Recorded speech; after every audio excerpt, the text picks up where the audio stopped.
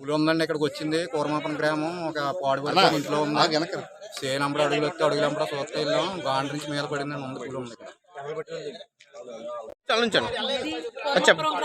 పులి వచ్చిందనేసి మాకు గ్రామ ప్రజల ద్వారా తెలిసింది. అయితే మేము చీరలకి వెళ్ళి పులి అడుగులు చూడడానికి వెళ్ళాము. అడుగులు చూసి సందర్భంలో పులి చివరి నైట్ భోజనం చేసి ఉంటుంది. అది అందువల్ల బాగా నేర్చుకుంటుకొని నడిచి వచ్చి ఊరి చివర ఒక పాడైపోయిన ఇల్లు ఉంటే కనుక ఆ ఇంట్లో పులి అక్కడే పడుకుని ఉన్నది. మేము ఎప్పుడైతే ఇలా చీరలు అడుగులు చూడడానికి వచ్చామో అది గార్జించగా మేము అయితే సౌండ్ అయితే విన్నాము. పులిని కూడా చూసాము. రెస్క్యూ టీం అయితే కనుక వచ్చింది పులిని పట్టుకోవడానికి.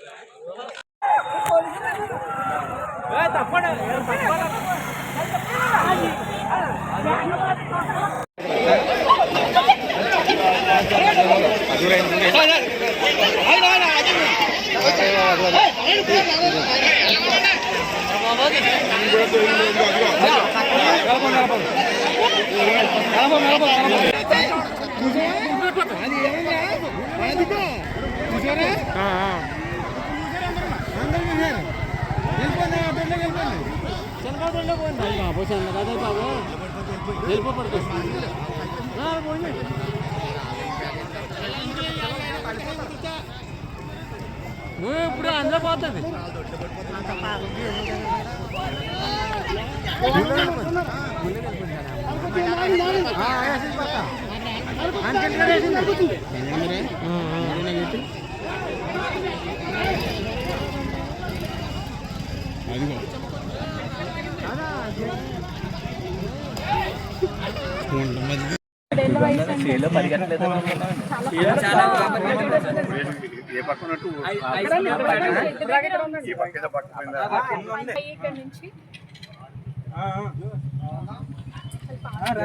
ఇక్కడ మన ఏరియాలో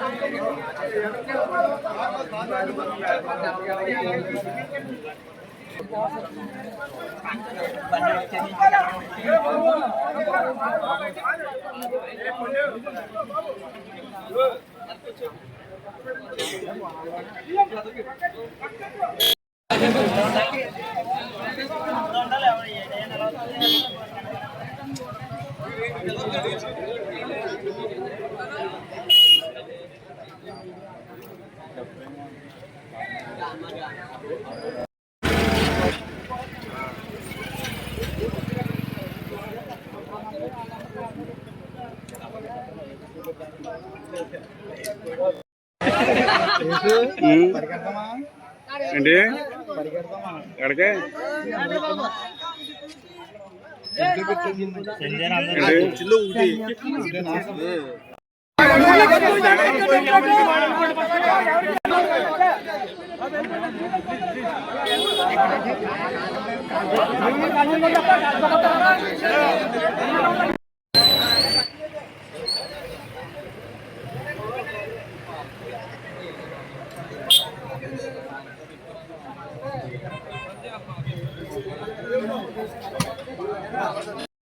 అందరికీ నమస్కారం.